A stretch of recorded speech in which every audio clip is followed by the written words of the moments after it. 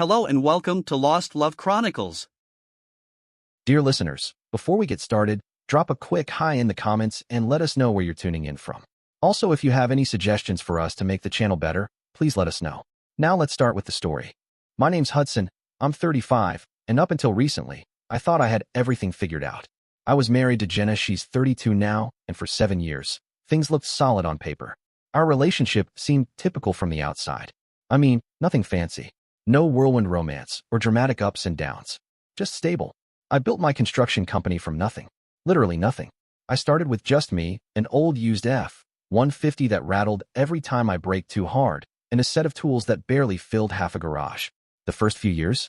Hell, 80-hour work weeks were the norm. There were nights I slept in the truck just to save on gas because I had to crisscross the state to bid on every possible job I could find.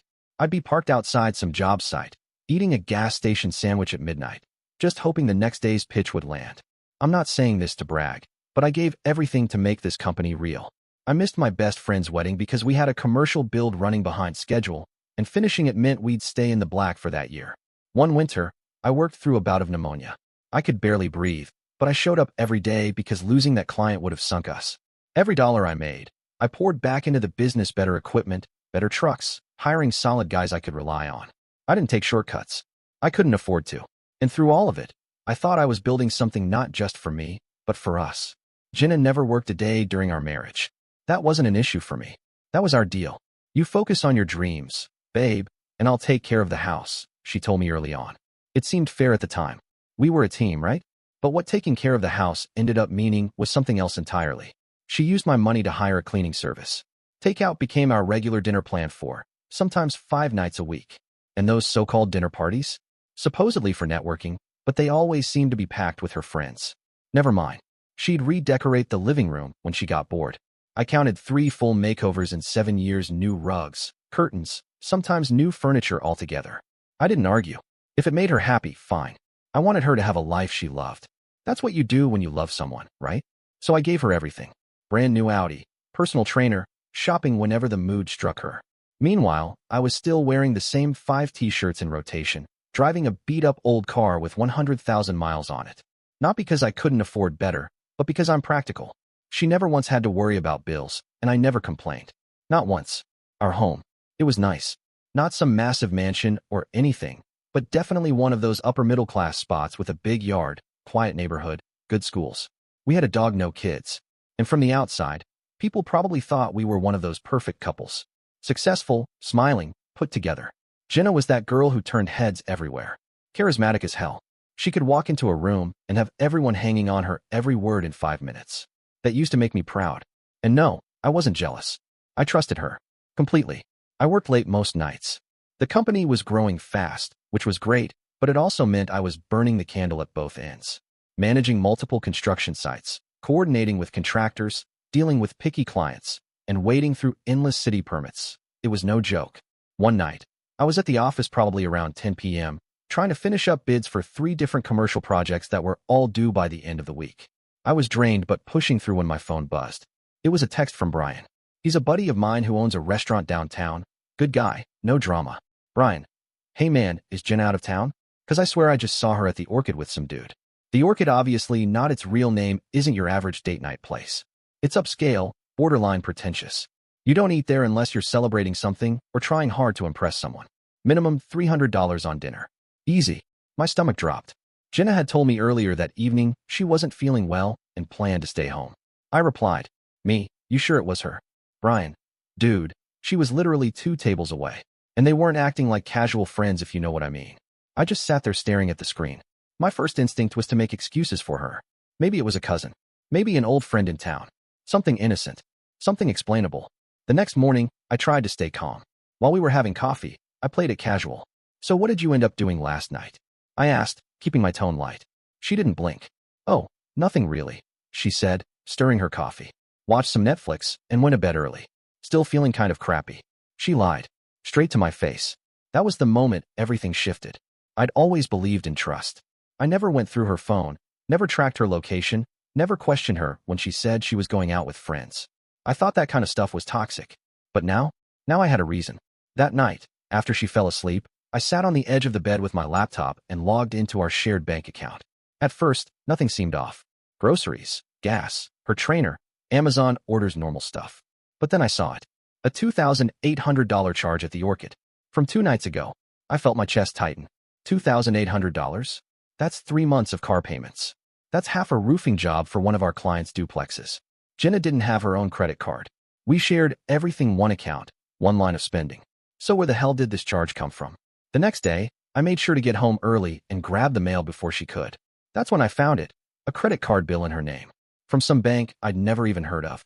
I opened it, hands shaking. The balance? Over $15,000. 15 grand, gone in 6 months. I scanned the itemized list: hotels, restaurants, boutique stores, spa treatments, and jewelry. Lots of jewelry. She wasn't just buying things for herself. These were gifts. She was spoiling someone. Not with her money, with mine. That was the moment the gloves came off. I waited until the next night. Same routine. She went to bed. I waited a while, then picked up her phone from the nightstand and stepped into the hallway. It wasn't my proudest moment, not even close. But if your wife is lying to your face, you stop caring about what's polite. There was one number that kept showing up. Over and over. Always late at night, or at random times during the day. The calls were always wiped from her call history. Amateurs do that kind of thing. What Jenna didn't realize is that they still show up on the phone bill. I logged in, pulled up the records, and there it was, one number, repeating over and over. Late at night. Middle of the afternoon. Random hours. Always him. One afternoon, while she was out running errands, I dialed the number. It rang once, then went straight to voicemail. Hey, you've reached Miles. Leave a message. Miles. Who the hell was Miles? For a second, I seriously thought about leaving a message. Hey Miles, this is the guy whose wife you're banging, just thought we should connect. But I stopped myself. That would have been satisfying in the moment, but it wouldn't get me what I needed. Instead, I went digging. A quick search, a couple of clicks, and there he was, Miles Stevens. Corporate attorney. One of the slick-looking guys working at one of the big-name firms downtown. Strong jawline, smug smile, 2 perfect suits. Yeah, I could see the appeal.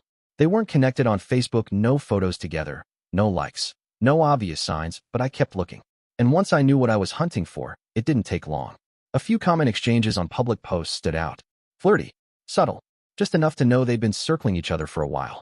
I could have confronted Jenna right then, shown her what I found, watched her scramble for lies. But I didn't want excuses.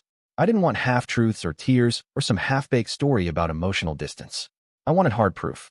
Undeniable. Something she couldn't lie her way out of. I know my way around tech, at least the basics. So I installed a home security system, cameras in the living room, kitchen, the entryway. All the common areas. It was my house too, completely legal. I didn't put any in the bedroom or bathroom. I wasn't trying to be a creep. Just smart. I waited until she was at her yoga class, then installed everything. When she got home, I played it off casually. Hey, company had a good deal on a security package. Figured it wouldn't hurt, you know? With all the porch piracy and break-ins lately. She barely reacted, just nodded, and went back to scrolling through her phone. That night, while she was in the shower, I backed up her phone. Again, not proud of it. But when your wife is lying to your face, the rules change. I needed to know the truth. And what I found, it wasn't just cheating. It was betrayal, calculated betrayal. The kind that made me question if I ever actually knew the woman I married. So there I was, weekends spent playing detective in my own damn home. It wasn't how I imagined spending my nights, but it was still a hell of a lot cheaper than watching her take half my company, my house, and walk away clean. It didn't take long. Within the first week, the cameras caught everything. One night, while I was working late at the office, Jenna brought Miles into our house. The same house I busted my ass to pay for. She walked in with him like she owned the place, laughing. Kicked off her shoes. Led him to the living room, the couch I bought. She poured him a drink from the bar I stocked. And then they sat there and started talking. Like it was nothing. Like I didn't exist. Only it wasn't small talk. It wasn't some flirty nonsense. It was worse. It was strategy. I watched the footage later, jaw clenched so tight it felt like my teeth would crack. Jenna sat there next to him, legs crossed, swirling her wine like she was at some boardroom pitch meeting. Once we file the papers, she said, clear as day, we need to ask for at least half the business. She leaned in a little closer and added with this smug little smile. Walker Construction is worth a fortune. Now Miles, who I now realized wasn't just some smooth-talking corporate suit, but a full-blown divorce attorney, wasn't just sleeping with my wife. He was coaching her on how to gut me in court like it was just another case file. I sat in the office one night, staring at the playback, jaw locked, fists clenched, as his voice came through clear on the audio. Just keep track of every time he doesn't come home for dinner, or misses something because of work, Miles said smoothly, like this was all standard operating procedure. We're building a case that he was emotionally absent. Then Jenna chimed in, nodding like a student soaking up wisdom. Should I also make notes about the charity stuff I've organized? And the event planning? Exactly, Miles replied. Make sure you're the one managing all the social events and house stuff. We need to show that you contributed to his success. Emotionally, socially, it all counts. I felt like I was being mugged in my own home. This wasn't infidelity anymore, it was espionage. They were treating my life, my business, like a chessboard. And I was the idiot king they planned to corner and knock over. Jenna wasn't just cheating, she was plotting, calculating, systematically laying out how to ruin me financially. And all the while smiling at me across the dinner table like everything was fine. I kept watching the footage, kept compiling. Each lie she fed me, going to yoga, brunch with Katie, just grabbing coffee with the girls. All of it was followed by security footage of her dressed to kill, hopping in her car, and heading straight into her affair. Sometimes she'd come home after, all sweet and sleepy, climbing into our bed like nothing had happened. The cold-bloodedness of it made me sick. That's when I knew I had to step up my game. This wasn't just betrayal. It was war. So I went full amateur spy. I'd park across the street from fancy restaurants I knew they liked, slouch down in the seat with a baseball cap pulled low and sunglasses on like I was auditioning for a low-budget detective flick. Felt ridiculous as hell, but it worked. Within a week, I had what I needed. Photos. Clear, damning photos I took myself, Jenna, and Miles sneaking into hotels, holding hands at restaurants, laughing over wine like they were some power couple on vacation. Shout out to the zoom lens I panic bought on Amazon, best $139 I ever spent. I found social media screenshots too. Even though they kept things subtle, Miles couldn't resist the occasional flex. A post about buying someone special a $5,000 bracelet. Designer bags, too. I recognized one of them on Jenna's arm a week later. And the worst part? It had been going on for almost a year. A year. While I was busting my ass expanding my company into 2 new counties, my wife was out test driving her new husband. But it didn't stop there. One night, I was checking the live security feed from my phone while working a late shift on site. I nearly dropped the damn thing when I saw Jenna in my home office. She wasn't just snooping, she was documenting. She was taking pictures of contracts, client lists, sensitive financial data. She even found the notepad where I kept my login info and photographed that too. I came home later and acted normal. Waited until she was pouring herself a glass of wine and said casually, "Hey, were you looking for something in my office earlier?" I saw the door open. She didn't even flinch. "Oh, yeah," she said, sipping her wine like nothing was off. I thought I'd lost the insurance paperwork. Just wanted to double check. I nodded. "Gotcha. Let me know if you still need it, I can help find it." Inside, I was boiling, but I didn't show it. I knew I had to stay cool until I could make my move. That night, I called Caleb, my old buddy from college and one of the best divorce attorneys in the city. Caleb isn't some sleazy billboard lawyer with a fake smile. He's the kind of guy that other lawyers fear. The guy who never blinks, never loses, and doesn't flinch at messy cases. We met the next morning over coffee. I laid everything out for him. The affair, the coaching, the footage, the photos, the passwords, the blatant planning to bleed me dry. Caleb didn't even blink. He leaned back, hands steepled. "Well," he said with a smirk after reviewing a few of the clips, "looks like Jenna messed with the wrong guy." Then he leaned forward, his tone sharpening. "But before we go nuclear, tell me, do you guys have a prenup?" After that first meeting with Caleb, after I laid it all out and saw just how deep Jenna and Miles's plan, when I made a call I never thought I'd have to make. I dialed my dad. He picked up on the second ring. "Hey, son, everything all right?" I didn't even know where to start, but I took a breath and dove in.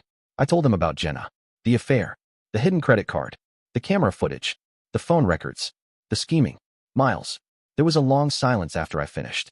The kind of silence that stretches just enough to let you hear everything that isn't being said. "Looks like that prenup you made me get is going to save my butt," I finally said, trying to sound a little lighter than I felt. I could practically hear him chewing on his response. I knew he wanted to say "I told you so." And honestly, he had every right. "Dad," I said, sighing. "Just say it. You were right." He let out a small chuckle, but it wasn't the kind that comes with a smirk. It was bitter. "Son, I've never wanted to be wrong about something so badly in my life." That hit harder than I expected. He wasn't rubbing it in, he was just sad. Sad his kid was going through this. Then the old man shifted gears into full-on dad mode, voice firming up, dropping wisdom like he always does when I need it. "You know, I went through something like this years ago," he said.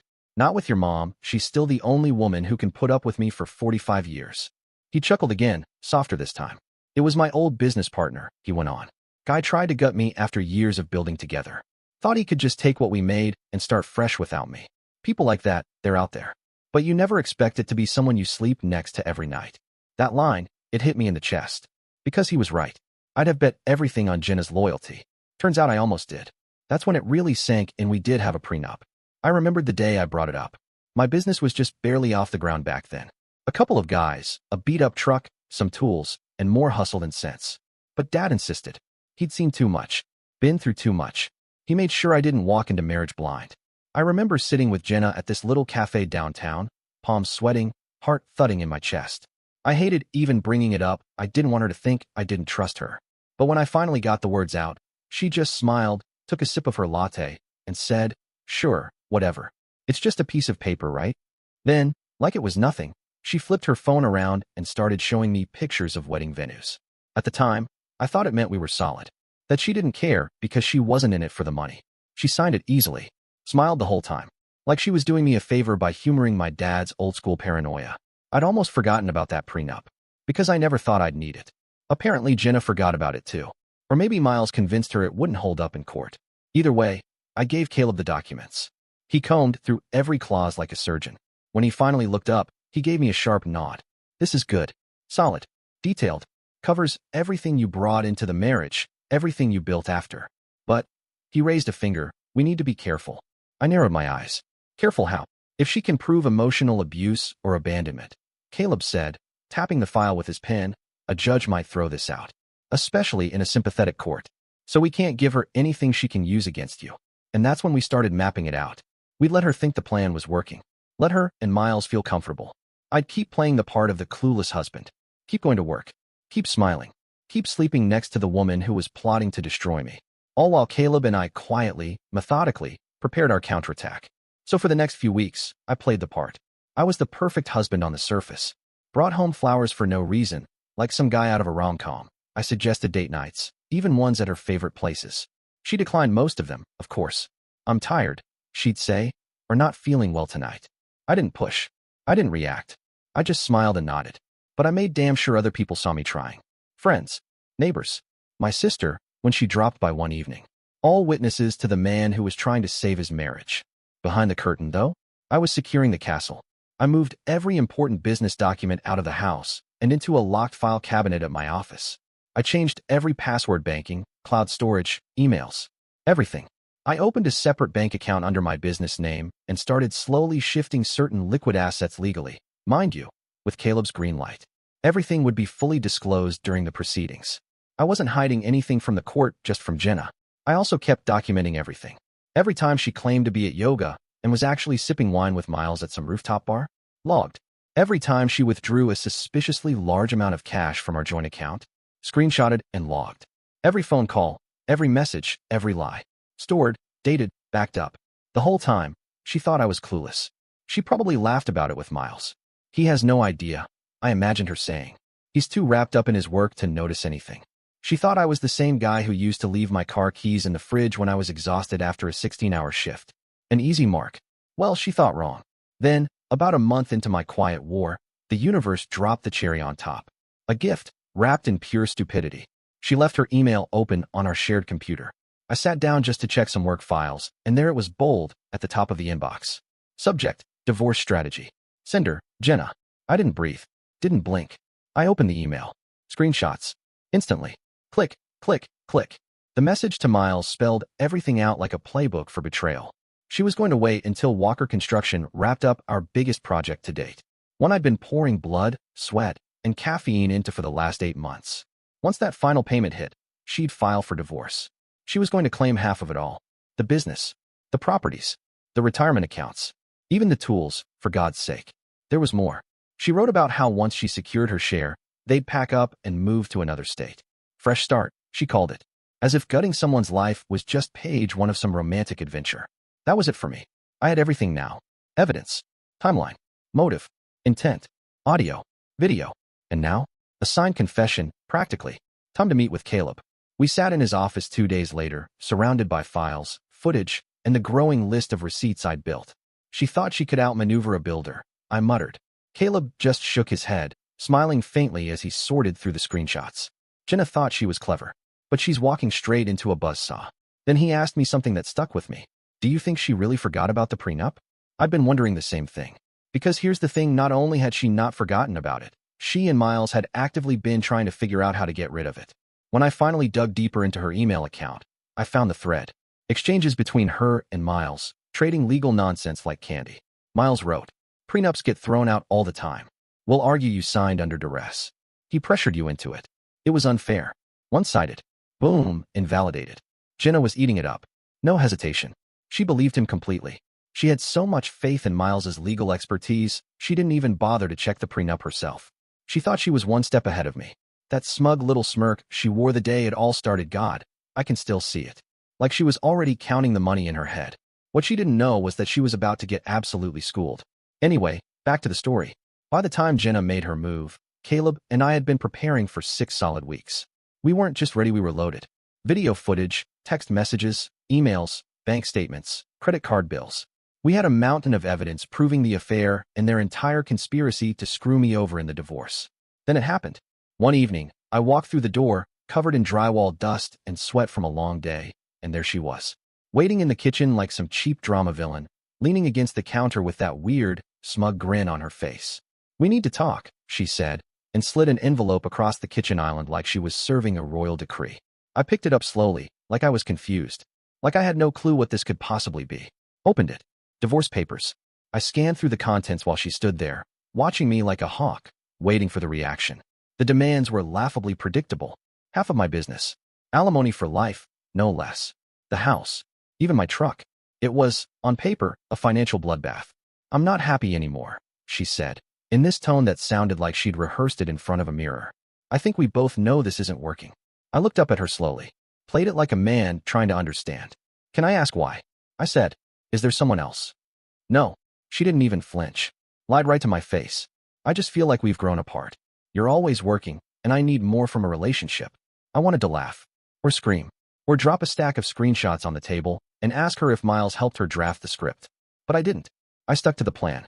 I nodded slowly, said I needed some time to process. Then I walked outside and made a call, not to my parents like I told her, but to Caleb.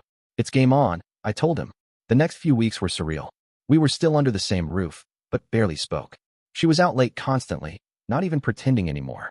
I'd catch her looking at her phone with that dreamy little smile, probably texting Miles about how well their plan was going. Meanwhile, I was actually working my ass off. I had a huge commercial project on the edge of completion, one that I knew she was just waiting to cash in on. One night, as I came in from a late site inspection, she looked up from her laptop and said, "It's good you're focused on work right now. Finish what you need to finish." The subtext was crystal clear: finish the West Side project, so I can take half. Caleb and I filed our response to her petition shortly after. On paper, it looked like we were going along with most of it, just asked for some time to properly value the business. That bought us the time we needed. We let her believe she had the upper hand, while we built the perfect legal counterstrike. The court date was set for 3 months out. That gave us room to maneuver. I kept moving money between accounts strategically, legally, and with full documentation. Every transaction backed up and approved by my lawyer. I closed out the West Side project, got paid, and then did exactly what I told Caleb I'd do: reinvested most of it into the business. Equipment upgrades, subcontractor bonuses, expanded storage space. All legit. Weeks passed. Then, one night, Jenna finally noticed. She stood in the kitchen, arms folded, trying to sound casual, but failing miserably. "Where's the money from the West Side project?" she asked, clearly trying not to sound accusatory. I didn't even look up from the invoices I was sorting. "Had to buy new equipment," I said casually. "Business expenses." Her face twitched with anger, just for a second. She caught herself, but I saw it. She wanted to demand answers. Where's the money? Why's the account low? But she couldn't. Not without tipping her hand that she'd been watching everything with divorce in mind. So instead, she pursed her lips and walked away like she didn't care. But I knew better. As the court date crept closer, Jenna got bolder, more confident. She started moving some of her stuff out, casually mentioning she was looking at condos downtown. She even started talking about her half of the furniture, the kitchenware, hell, even the stupid paintings in the hallway she never liked in the first place. She was already spending money she didn't have yet. That's how sure she was. The night before court, I lay in bed staring at the ceiling. I wasn't nervous. I was wide awake because I couldn't wait for it to be over. I couldn't wait to finally shut this whole circus down. I just wanted to see the look on her face when it all came crumbling down. That morning, Jenna spent 2 full hours getting ready. Hair done, Makeup flawless, some expensive blazer and skirt combo she must have bought just for the occasion with my money, of course. She looked like she was walking into a business meeting where she was about to close a multi-million-dollar deal. Poor thing. Had no idea she was dressing up for her last happy day. We drove separately. I pulled into the courthouse lot and spotted her right away standing outside with Miles. They were huddled together like high schoolers planning a prank. As soon as Miles noticed me walking up, he peeled off and disappeared inside. Coward couldn't even look me in the eye. Inside, it was quiet and tense. Jenna sat on one side of the room with Miles, both of them all buttoned up and smug like they'd already won. I sat on the other with Caleb. Calm. Ready. Jenna kept glancing over at me with this little half-smile. That smug, pitying look like she was thinking, you poor idiot. You don't even know you're about to lose everything. Let her smile. Then the judge entered, a sharp-eyed older woman with silver hair pulled into a bun and a no-nonsense expression. She looked like she'd seen it all and didn't suffer fools gladly. She called the court to order. Miles stood up first, adjusting his jacket like he was about to walk onto a movie set. Your Honor, he began, putting just enough sadness into his voice. My client has been left financially stranded due to Mr. Walker's selfish actions. I clenched my jaw so tight it ached. I bit down hard enough on my tongue I wouldn't be surprised if I drew blood. Miles kept going. She dedicated years of her life to supporting this business, only to be cast aside when it became successful. What a joke. Jenna hadn't set foot on a job site. She didn't know how many employees I had. Couldn't name one of them. Never answered the phone for clients. Never picked up a tool. Never helped quote a job. Nothing. She gave up career opportunities, Miles said, practically mourning into the microphone. She provided emotional support. She maintained the home so Mr. Walker could focus on his work. That one actually made me laugh a little quietly, to myself. If by emotional support he meant passive-aggressive comments about me working too much and spending too little, then sure, I was swimming in it. Then came the punchline. As compensation for her contributions to the marriage, he said, now shifting into gear, my client is requesting half of Walker Construction, currently valued at approximately $4.2 million. Additionally, the marital home valued at $850,000 monthly alimony of $11,200 and various other assets, including investment accounts. I watched Jenna out of the corner of my eye. She was nodding along slowly like the judge was just supposed to rubber stamp all of it. The total? It would have gutted me, bankrupted me. Everything I'd built since I was 24 years old would have been split, handed over, and burned to the ground. Miles closed his statement like he was unveiling a masterpiece. Your Honor, my client simply wants what's fair after 7 years of partnership. And then the judge turned to our side of the courtroom. Counsel for the respondent, she said. Your statement. I sat perfectly still. This was it. Caleb stood up slowly. Calm. Measured. He adjusted his tie. And Jenna? Jenna had no idea what was coming. The courtroom was dead silent as Caleb rose from his seat. Jenna still wore that smug little smirk, the kind of look you'd expect from someone mentally redecorating their new beach house. And Miles, he stood tall beside her, smooth and sharp like a shark in a tailored suit, confident they'd already won. Caleb, calm as ever, flipped through his file like he had all the time in the world. Then he said, in the most composed and professional tone, Your Honor, there appears to be some crucial information that was omitted from the petitioner's presentation. The judge, giving a slow nod, said simply, Proceed. Caleb reached into the folder and produced the prenuptial agreement. My prenup, the one Jenna and Miles had convinced themselves was invalid. He stepped forward and handed it to the judge. I turned slightly just to watch Jenna's reaction. That smirk of hers twitched. Her brows creased. I could see her lips part, slightly confused. In 2 seconds flat, she went from queen of the courtroom to completely off balance. Miles leaned toward her, whispering rapidly in her ear. Her eyes darted to the judge, then back at Caleb. But Caleb wasn't finished. Additionally, Your Honor, he said, reaching into his briefcase again, we have evidence to support not only infidelity, but conspiracy to defraud. Now the judge sat up a little straighter. I glanced at Jenna. She wasn't smirking anymore. She was blinking rapidly, breathing heavier. Caleb held up a USB drive and said, with the court's permission, we'd like to present video and digital evidence to support our claims. The judge agreed. The clerk moved to set up the monitor. Jenna's panic was visible now. She shook her head, almost involuntarily. This is private, she tried to say, standing halfway from her seat.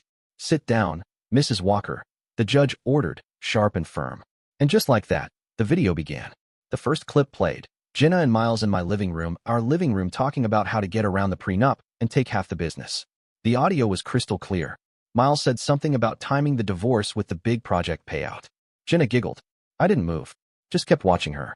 The next clip showed Jenna taking photos of my confidential financial documents from my home office. Then a series of messages, screenshots from her email and texts where they were discussing exactly how to make it look like she'd been forced into signing the prenup. Jenna turned to Miles. "Do something," she whispered. Miles stared straight ahead, lips tight, jaw clenched. More clips played. More messages. More damning evidence. The room was silent. You could hear the faint hum of the monitor. With each clip, Jenna shrank a little more in her seat. Her hand came to her mouth, then her chest. Her breathing grew uneven. At one point, she reached for Miles, who gently pulled away. And him? Miles's face had gone pale. That confident posture collapsed into pure dread. He knew. The judge's face changed too. That neutral, judicial mask gave way to something colder. Disgust. Disappointment. It was subtle, but I caught it. By the time the final clip faded off the screen, Jenna looked like she might faint. Her hands were shaking. Her mouth was open, but no words came. The judge cleared her throat and said, "Counsel, do you have any response to this presentation?" All eyes turned to Miles. He didn't even bother trying to object. He quietly closed his briefcase, clicked the latch, and said, "Your Honor, my client will be withdrawing her financial claims." Just like that. Jenna turned to him, eyes wide. "What?" she whispered. "Miles, no, we can still." With the evidence presented. He cut her off without even looking at her. "We have no grounds to contest the prenup." The judge gave a single nod. She didn't need to hear more. Jenna's mouth opened again, but no words came. Her hands fluttered in the air like she was trying to grab something invisible. "Your Honor." Wait, she tried one last time. The judge raised a hand. "Enough." From there, it moved fast. The judge's ruling was swift. Precise. Brutal. "All financial claims are dismissed," she said, her voice cold and final. "The prenuptial agreement is upheld. Divorce granted on the grounds of adultery." It was done. Jenna would walk away with exactly what the prenup outlined. Her personal belongings and a small settlement. Barely enough to last her a year with the way she spent. The gavel came down with a sharp crack. Jenna didn't flinch. She just sat there, stunned, staring straight ahead like her brain couldn't catch up with what had just happened. All that time. All the scheming. All the whispered plans and backroom promises. And in less than an hour, it was all over. She didn't get my business. She didn't get the house. And she damn sure didn't get the alimony she was counting on. Nothing. As Thanos would say, all that for a drop of blood. Except in Jenna's case, she didn't even get that. I walked out of that courtroom like a boss. Straight back, head high, not a single glance backward. The moment the gavel dropped, I was already free. She tried to catch up to me in the hallway. Her heels clacked behind me, fast and uneven, like she was running on panic. "Hudson, wait. Please," she cried. Her mascara was running, her face blotchy. She looked wrecked. I didn't say a word, just kept walking. She reached for my arm. "Please, I didn't mean for it to go this far. We can talk, just let me explain." I stopped for half a second, turned slightly, and looked her dead in the eye. There's nothing left to say. Then I walked out the door, leaving her standing there in a courthouse hallway, holding the ruins of her own mess. The aftermath was as straightforward as it gets. The court gave her 2 weeks to get her stuff out of the house. She called me that same night. First it was crying, "I'm sorry, I messed up, please talk to me." Then it turned to apologizing, then threatening. Flip-flopping between heartbreak and rage like she couldn't decide whether to beg or burn everything down. I blocked her after the first day. When she came by to get her things, I made sure to have 2 of my buddies there as witnesses. I wasn't about to give her an inch or risk any drama. She looked awful, like she hadn't slept in days. Her face was puffy, hair a mess, clothes hanging off her like she just didn't care anymore. For a moment, just a brief flicker, I almost felt sorry for her. Almost. Then I remembered the video of her and Miles laughing in my living room. I remembered her pawing through my files, plotting to steal the life I'd built. Any shred of sympathy vanished on the spot. She took her clothes, her jewelry, and whatever personal items she could fit. 5 suitcases and a couple of boxes. That was it. From dreaming of millions to schlepping out with bags like a failed vacation. It was pathetic, honestly. The funniest part? She had already put down a deposit on a luxury condo. Assumed she'd be rich by summer, sipping champagne and redecorating. She lost that deposit, of course. And on top of that, she had racked up massive credit card debt buying new furniture, designer clothes. All for a new life she thought she was guaranteed. All legally her problem now, not mine. And Miles? Turns out his law firm didn't appreciate finding out one of their partners was sleeping with a client and helping her commit fraud. Especially when the evidence was crystal clear. Caleb made sure the State Bar Association got everything. Last I heard, Miles was facing an ethics investigation. Couldn't have happened to a nicer guy. The whole experience? It changed me. No use pretending it didn't. I'm more cautious now, more guarded. Trust doesn't come easy. Not after what I saw, what I lived through. But my business? My business is doing better than ever. After the divorce was finalized, I poured every ounce of energy I had into Walker Construction. Landed 2 major commercial contracts within 6 months. Brought on new hires. Expanded our reach.